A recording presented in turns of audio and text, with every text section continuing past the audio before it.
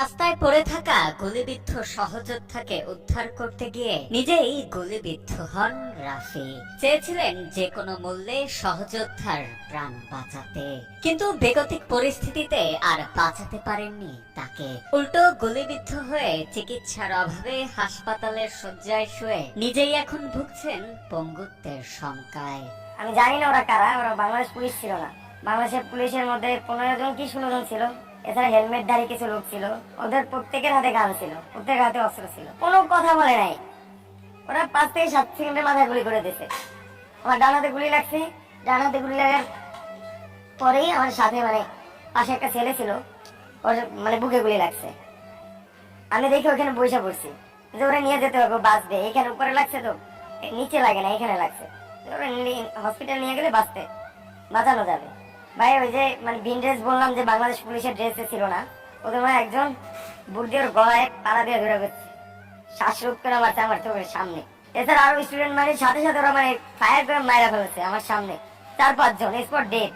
গত 5ই আগস্ট আন্দোলনকারীদের তোপের মুখে পদত্যাগ করে শেখ হাসিনা দেশ ত্যাগের পর দেশ জুড়ে শুরু হয় বিজয় মিছিল। সহযোদ্ধাদের সাথে নিয়ে বিজয় মিছিলে যোগ দেন চাকরির সুবাদে ঢাকায় অবস্থান করা ঝালকাঠির নলছিটি উপজেলার রায়পুরা গ্রামের বাসিন্দা মোহাম্মদ রাফি। উঠে যখন যাইতে নাইছি তখন ওরা আবার গুলি শুরু করছে। আমার বাম হাতে লাগছে, একটা শটগানে লাগছে, এখান থেকে দুইটা ফাইটা গেছে আমার হাত। এগুলো তো সব আছে, এক্সরে রিপোর্টে আছে। তো এভাবে 10 মিনিট একেবারে একাধারে হামলা, সোজা কথা কোনো থামাথামি নেই। মিছিলটি রাজধানীর শ্যামলী এলাকায় পৌঁছালে অতর্কিত হামলা ও গোলাগুলির শিকার হন সাধারণ শিক্ষার্থী সহ রাস্তায় থাকা মিছিলকারীরা। সে সময় মাঝ রাস্তায় গুরুতর আহত অবস্থায় এক সহযোদ্ধাকে পড়ে থাকতে দেখেন রাফি ও তার সঙ্গীরা।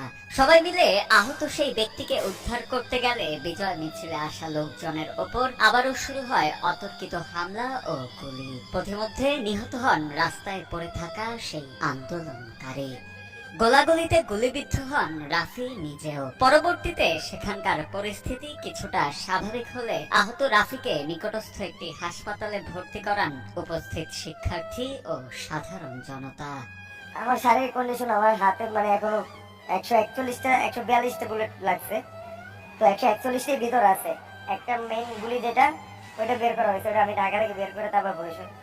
হ্যাঁ, ওটা বড় গুলি, ওটা আমার ফ্র্যাকচার হয়ে গেছে আড্ডি। এটা তো রিপোর্টে আছে। গেছিলাম পার্ট টাইম একটা জবের জন্য, কিন্তু জব করা হয় নাই। এর মধ্যে দেশে আন্দোলন শুরু হয়ে গেছে, তো আমি আন্দোলনে যোগ দিয়েছি। রাফির পরিবারের ভাষ্য, আর্থিক অনটন ও অসচ্ছলতার কারণে ঢাকায় চিকিৎসা নেওয়া সম্ভব হয়নি রাফির। অনেকটা বাধ্য হয়ে আহত রাফিকে নিয়ে বরিশালে চলে আসেন তার পরিবারের সদস্যরা। বর্তমানে বরিশাল শেরেবাংলা মেডিকেল কলেজ হাসপাতালে চিকিৎসাধীন অবস্থায় রয়েছেন তিনি। এমত অবস্থায় নবগঠিত অন্তর্বর্তীকালীন সরকার ও দেশবাসীর কাছে সহায়তাও কামনা করেন তারা। এমার্জেন্সি অপারেশন করে ওই গুলিটা বের করা হয়। করার পরে আমাদের তো ঢাকায় কেউ নাই, আমরা আবার দ্রুত ওকে বাড়িতে আনার ব্যবস্থা করছি যে আমরা বরিশালে চিকিৎসাটা দিব। অপারেশনটা হয় তাহলে মনে হয় ভালো হবে। হ্যাঁ, ডাক্তার কোন টাকার কথা বলে নাই, বলছে যে হাতের অবস্থা খুবই খারাপ, একটু সময় লাগবে, এটা বলছে। ট্রিটমেন্টের খরচ আপনাদের নিজেরাই চালাইতেছি, যেরকম পারতেছি ধার করে এরকম।